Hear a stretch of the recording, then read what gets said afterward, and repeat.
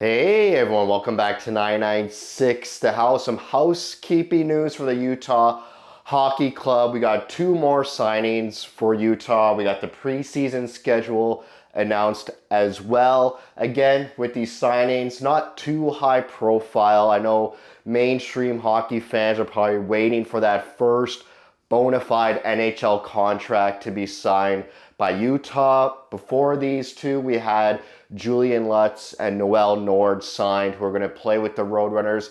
And these two players as well, they're hoping and looking to play for the Roadrunners this upcoming season. We'll start with the highest profile of the two, Matt Villalta, starting goaltender for the Tucson Roadrunners. He signs a 2-year contract, league minimum, NHL league minimum. However, for the first year, he gets $275,000 if he plays in Tucson, $775,000 if he plays in Utah. For the next season, the second year, he gets $300,000 when he plays in Tucson and $775,000 paid when he plays in Utah. I'm struggling here. Had a pretty busy week for me. So it's a two-way contract. If you played EA NHL sports games, they got two-way contracts completely wrong.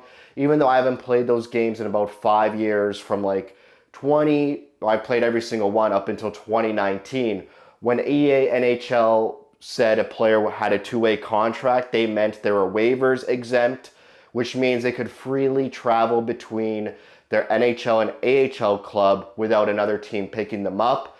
In reality, a two-way contract is you get paid two different amounts. You get paid this amount when you suit up for Utah, and you get a lower amount when you play in the American Hockey League. And with this contract, he has guaranteed money. So if he plays every single game in Tucson and never gets this money, he will get guaranteed $300,000 in his first season and $350,000 in the second season of the contract. Why did I spend so much time on that? No one knows. He has great American Hockey League numbers. His first year in Tucson, he led the league in wins with 31, 17 losses, and 3 overtime shootout losses. Great goalie numbers, 911 and a 911 save percentage and a 254 goals against average. Then his last 2 seasons with the Ontario Reign in California with the LA Kings farm team, 12-8-1 and 28-10-10. Again, pretty good goalie numbers as well. I don't think he's a future goaltender for Utah. We have these prospects that need to play in their junior leagues first.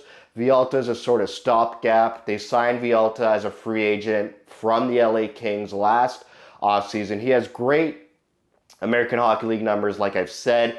These 2 years, it will let him cook, see what he becomes. If he becomes an NHL goaltender, that's great. If not, we move on from him, and then other goalie prospects like probably Huraball will take his spot as a starting goaltender in the minor leagues. What else do I got here? He was an American Hockey League All-Star as well. He was originally drafted by the LA Kings in the 3rd round in 2017.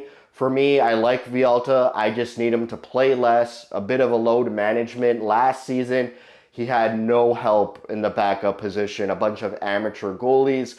This season, with money, hopefully Utah could get him, a veteran minor league goalie to take some load off and maybe learn from a veteran goalie as well. He hasn't learned from a veteran goalie in Tucson, so that could be a sort of mentorship as well. I did not like his 1.5 games he played for the Coyotes last season. He looked completely out of place, so he's got some learning to do in the minor leagues. Now, it is unconfirmed whether Villalta is waivers exempt, cap friendly. I mean, they just got sold to the Washington Capitals, so I think there's only 1 more week left of using cap friendly. But from my knowledge, he's 25 years old, which means he's not waivers exempt. And I don't expect him to be picked up by another team if he goes through waivers after training camp, because obviously Vejmelka and Ingram will be the 2 goalies for Utah. Then we go to Koch.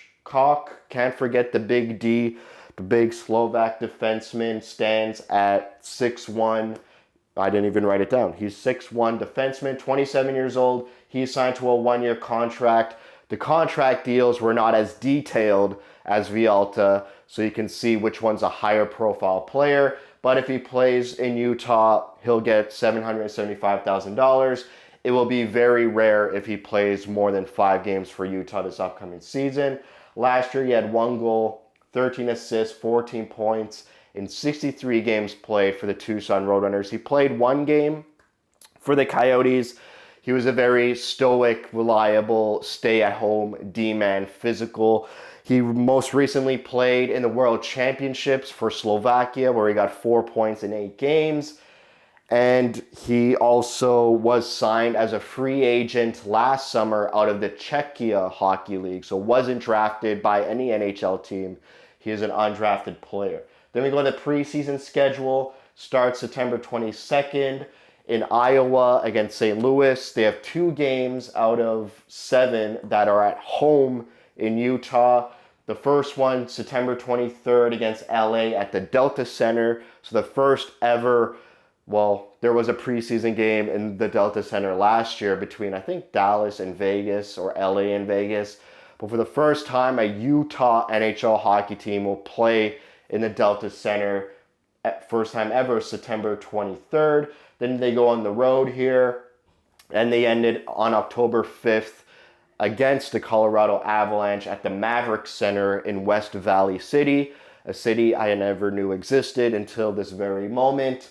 I hate preseason, so if you're a new fan of my channel, I hate preseason. The worst type of hockey you could watch is hockey with no emotion, no motivation, just going through the motions. It's, you watch these playoffs right now, the emotion is at its highest, it's maximized.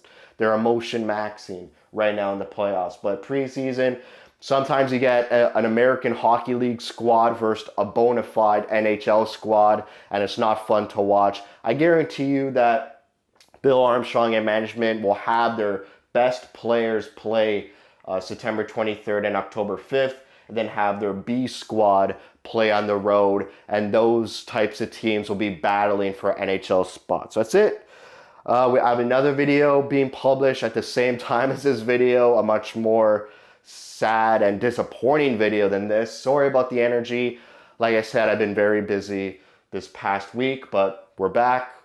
We're all caught up, and hopefully you're excited for these preseason games. So if you like what you see, spread the word.